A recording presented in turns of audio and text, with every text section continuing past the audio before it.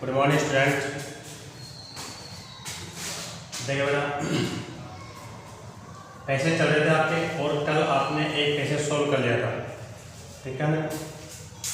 मैंने कल ही आपको बताया था, आज फिर बता रहा हूँ मैं आपको। किस टेंस आपको याद होना चाहिए, टेंस की हर बार मैनुअल आपको याद होना चाहिए। और डब्ल्यूएच वर्ड्स का प्रयोग इसमें होता है। डब्ल्यूएच वर्ड्स का प्रयोग मैंने पढ़ा दिया आपको, वो भी आपको याद होने चाहिए, अच्छे तरीके से याद होना चाहिए, ताकि क्वेश्चन आपका अच्छे सोल्व हो जाए। पैसेज को पढ़े, मैंने लिखवा रखा आपको, पैसेज पढ़े, पैसेज पढ़ने से पहले क्वेश्चन पढ़े, फिर आप पैसेज पढ़े। पैसेज का जो आंसर है वो उसी टेंस में दे जाता है जिस टेंस में आपका क्वेश्चन होता है, वही उसी टेंस में आपका क्या होता है, आंसर मिलता है। आज पैसेज नंबर 2, आज की क्लास पैसेज नंबर 2 मैंने कुछ एडवांस में लिख दिया है। आप अपने मोबाइल को पॉज करके आप इसे उतार सकते हैं और बाकी जो भी आगे वो इसे लिखें। तो पैसेज नंबर 2 में आपको लिखवा रहा हूँ, आप इसे उतार लेते हैं। Neighbours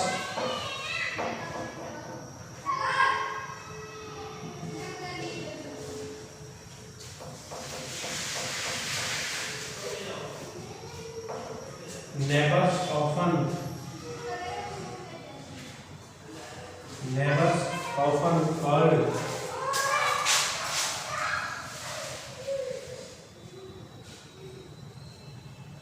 for to ask for a favor.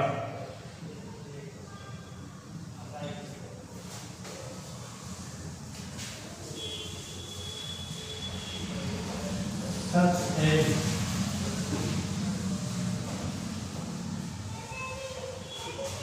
to you.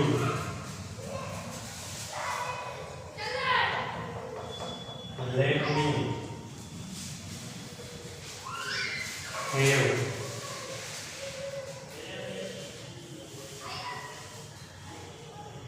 some fresh vegetables.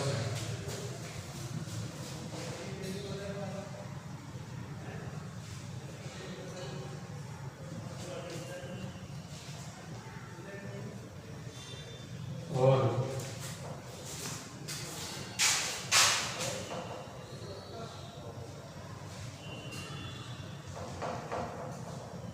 would you come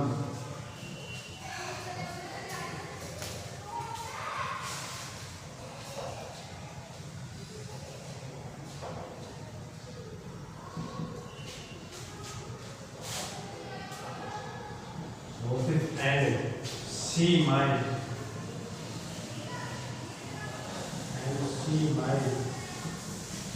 wife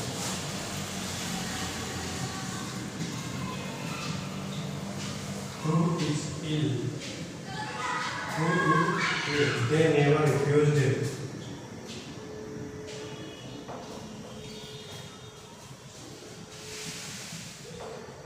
They never refused a request.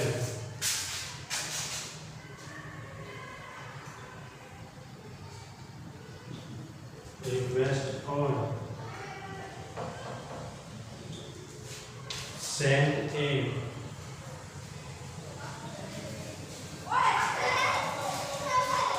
stranger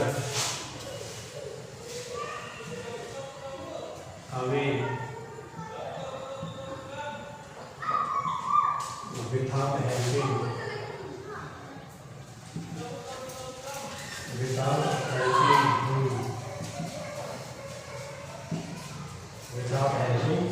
him. ये आपका पैसेज है, ठीक है। पैसेज उतार लिया आप से, फिर मैं किसी भिजवाऊंगी।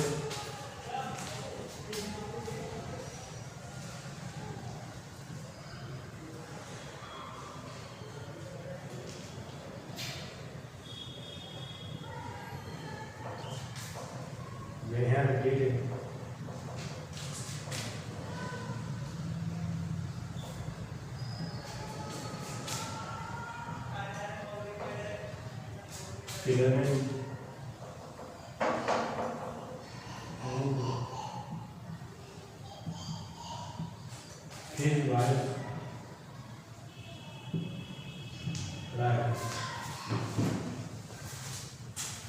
उतारे आप आराम से, पैसेज उतारे, फिर क्वेश्चन पढ़े, क्वेश्चन पढ़ने के बाद फिर आप पैसेज को पढ़े, उसका अर्थ निकालने की कोशिश करें, क्वेश्चन को समझने की कोशिश करें। क्वेश्चन का अहमियत WH1 का अहमियत मैंने लिखवाया है और उससे ये पता लग जाता है कि क्वेश्चन में वो चाहता क्या है। वेयर का प्रयोग है इसमें, यानी इसके अंदर वह स्थान का नाम चाहता है। क्या चाहता है वो? स्थान के नाम के बारे में बात कर रहा है वो, ठीक है ना। तो पहले आप इसे उतारें, फिर आगे बात करते हैं।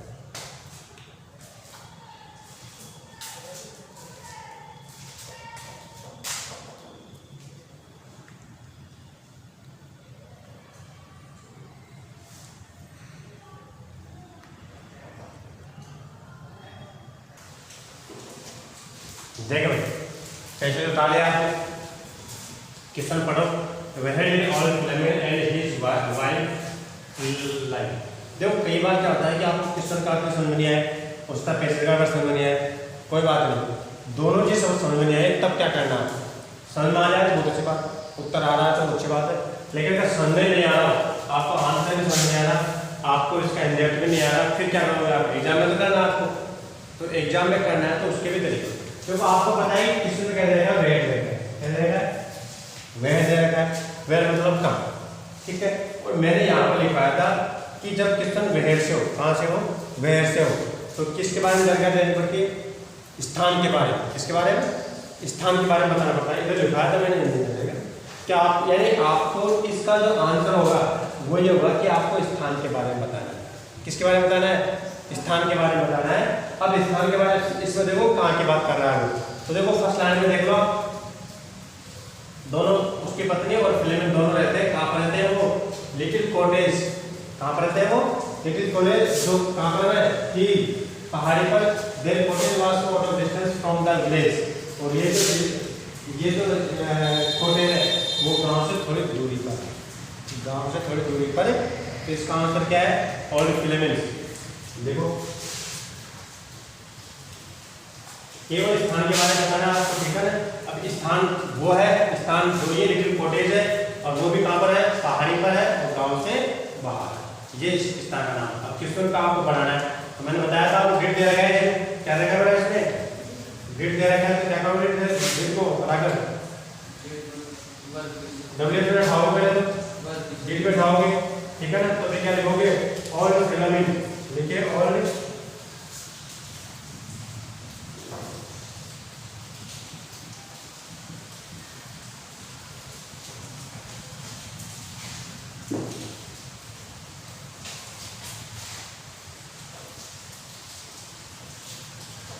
All filament.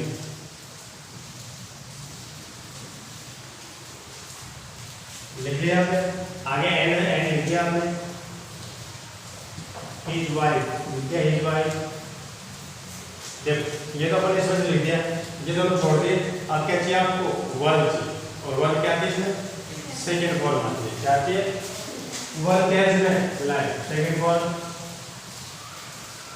अब आपको पता ही अपन ने आंसर कहाँ से लिखा है? फर्स्ट लाइन में इसका आंसर है, ये लिख दिया अपन, ये लिख दिया, ये लिख दिया। अब क्या लिखा आपने? Second form. लिख दिया सेकेंड फॉर्म। अब इसके आगे लिख देना आप, इसके आगे का लिख दो। आगे क्या है इसमें? In a, in a little cottage, little cottage on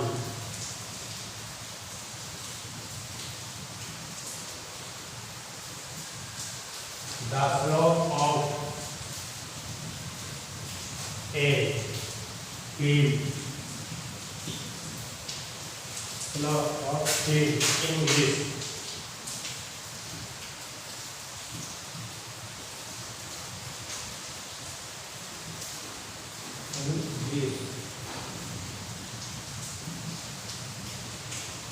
Their cottage, their cottage was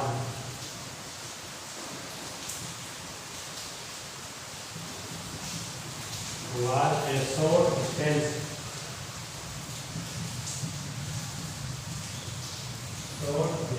from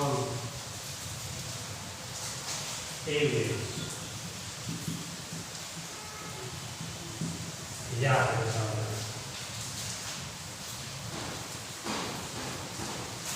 होता है। जैसे आप क्वेश्चन नंबर सेकंड करेंगे।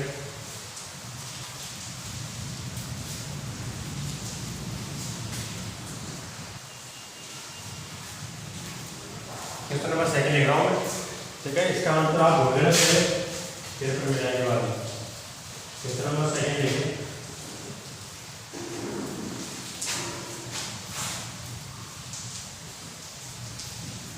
How did they how did they earn how did they earn their living। Question को उतारें और इसका answer भी ढूंढ लें।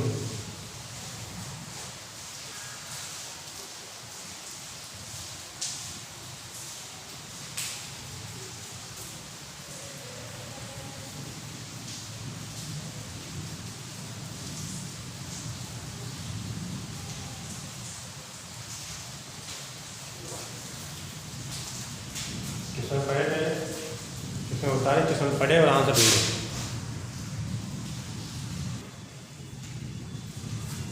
देखो ये कह रहा है कि how did they earn their living, यानी वह अपनी जीविका कैसे कमाता, तरीका बताना आपको। तो देखो तरीका, आंसर इसका ये यहाँ पर आंसर यहाँ से cultivated A stripe of land, वह अपनी जमीन में फसल उगाता है।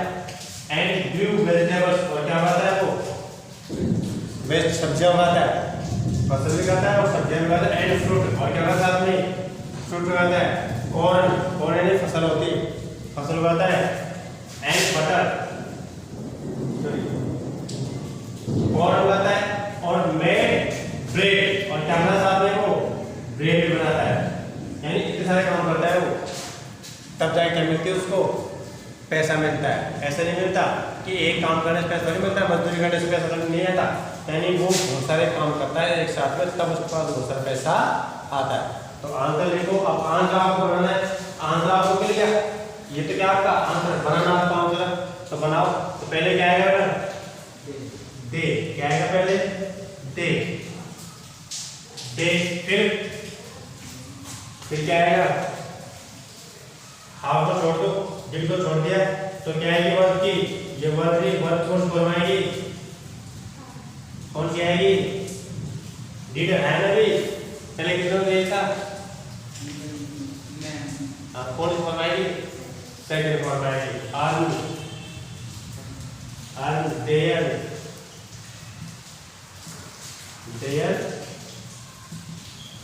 लिविंग, यानी वे अपना पैसा कमा रहे हैं।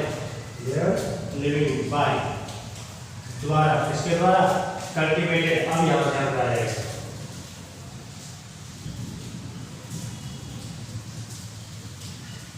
Cultivated A stripe of land and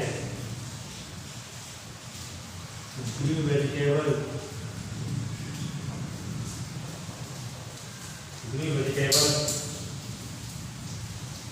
and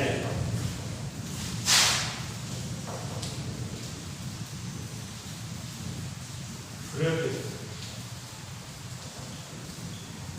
corn and made या making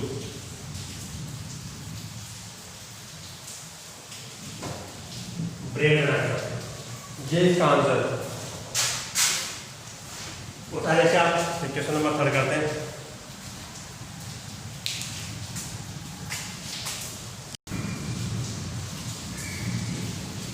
क्वेश्चन नंबर 3 देखिए।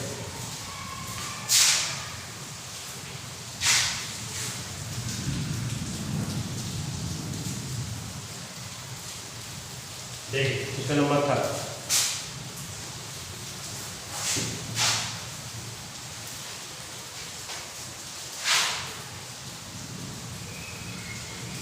क्वेश्चन नंबर कह रहा है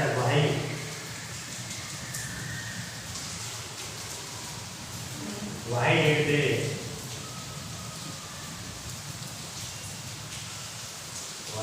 दे हैव टू वर्क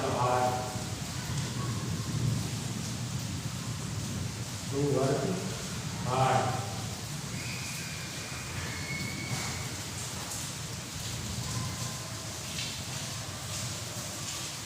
देखिए देखिए सामने आंसर देखिए why did they have to work hard they उन्हें have to work hard have या हैड या फिर हैज के बाद में टू लग जाता है तो यानी इसी काम को मजबूरी में करना उसके लिए यूज करते हैं। लेकिन दे हैव टू वर्क उन्हें कठिन परिश्रम क्यों करना पड़ता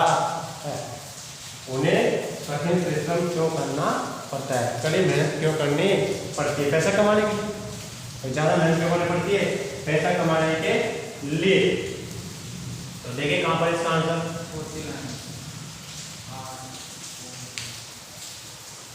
ये फॉर देयर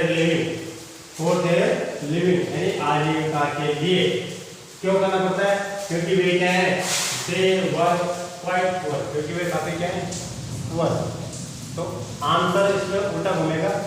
अब अपन क्या करेंगे यहाँ से मिला देंगे या यहाँ से मिला कर लिखेंगे। जबकि इसमें वास्तव में ये कह रहे हैं कि उन्हें कठिन परिश्रम क्यों करना पड़ता है क्योंकि वो आजीविका के लिए फॉर देयर आजीविका। आंसर तो ये रहा अपनी पैसा कमाने के लिए। लेकिन पैसा क्यों नहीं है तो कह रहा है कि दे वर्क क्वाइट पुअर क्योंकि वे क्या है बहुत गरीब है। ठीक है तो ये पीछे जुड़ेगा और ये आगे जुड़ेगा। ठीक है और ये क्या जुड़ेगा बाद में जुड़ेगा। इतना देखिए इसका आंसर क्या बना आंसर बनाते हैं दे आएगा जब ये थोड़ा हटा दिया ये हटा दिया तो क्या आ जाएगा दे आएगा तो वर्ग आएगी वर्ग कौन सी आएगी सेकंड वर्ग आएगी। तो हेड की सेकंड वर्ग क्या होती है हेड क्या होती है हेड टू वर्क हार्ड। ये तो यहाँ से देख सकते हो आप ये रहा हेड टू वर्क हार्ड लिया आपको। ठीक है लिखिए आपने अब क्या आएगा फॉर देयर लिविंग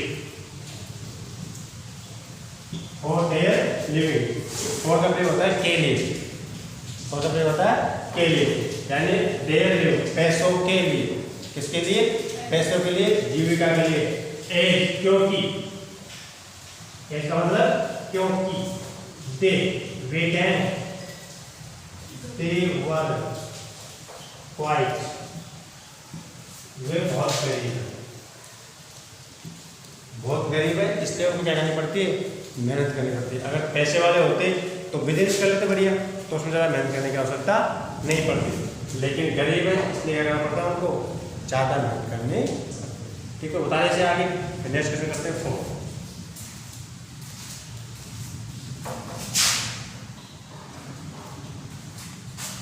देखिए क्वेश्चन नंबर 4 देखें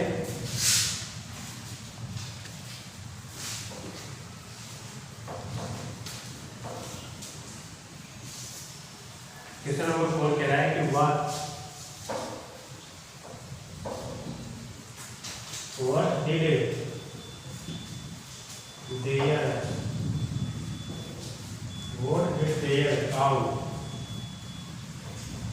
and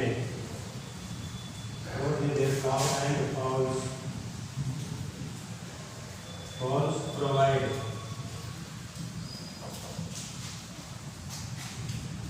them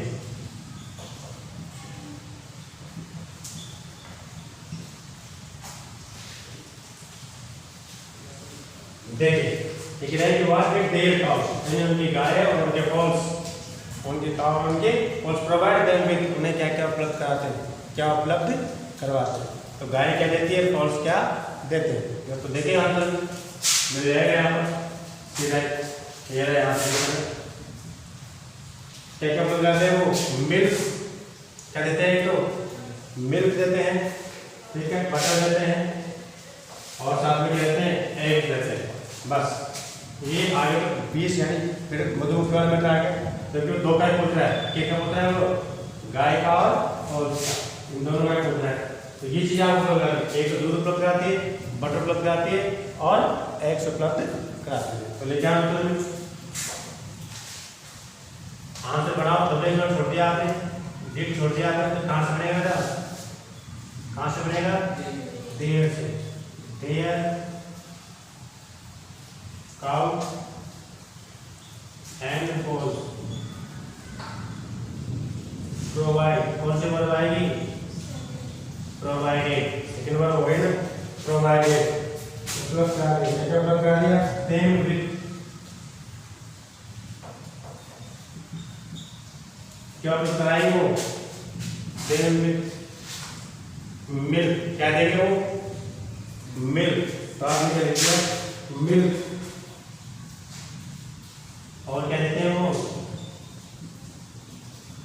milk and butter.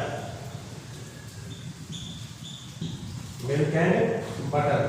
और क्या दिया उन्होंने? एग्स। और क्वेश्चन नंबर 4 उतारे।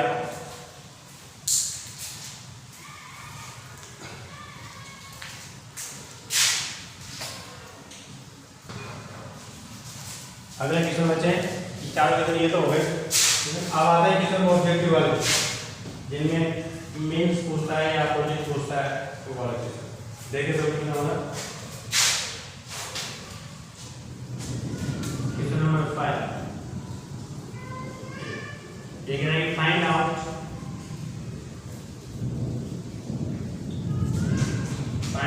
From the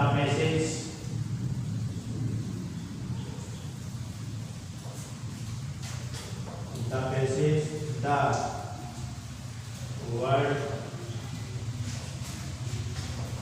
which means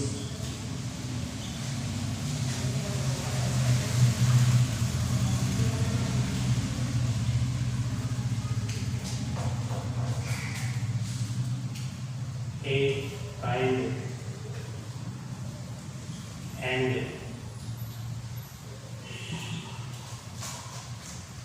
obliging act, मेरा बी। दूसरा क्वेश्चन है pick out,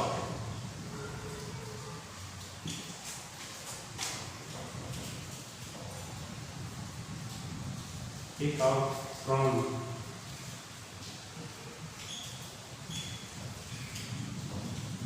the passage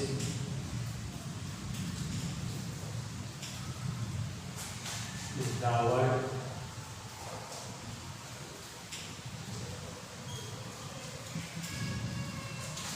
which is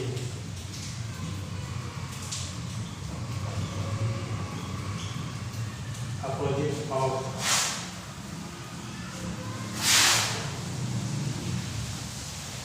familiar.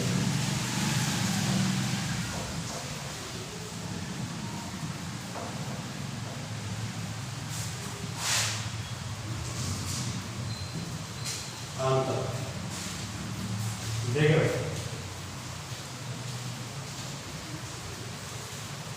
Find out from the passage the word which means, यानी इस पैसेज से एक शब्द निकालो जिसका अर्थ होता है, ये क्या होता है? मीन्स मतलब अर्थ, जिसका अर्थ निकलता है a kind and obliging act, एक दयालु और कर्तव्य कार्य। क्या हो? जिसका अर्थ क्या निकलता हो? एक दयालु और कर्तव्य कार्य। दया और कर्तव्य कार्य, ऐसा कार्य इसका जिसके प्रति आपका आपके दया दिख रही है। दया की सहायता करना, कि सहायता कर लो, या कोई कर्तव्य नहीं कराया अपन कोई किसी सहायता करते बोलते हैं कितना अच्छा आदमी है, कितना भला आदमी, बोलते नहीं मतलब कितना कायन आदमी, भला आदमी।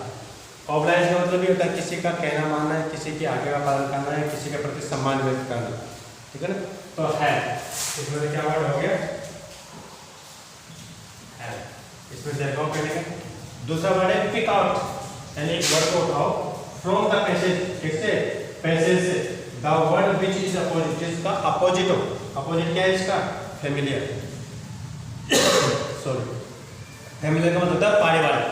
क्या होता है? पारगत, जिसको आप जानते हो, पहचानते हो, तो उसका अपोजिट क्या हो गया? अजनबी। जिसको जानते पहचानते नहीं हो तो स्ट्रेंजर लास्ट में है।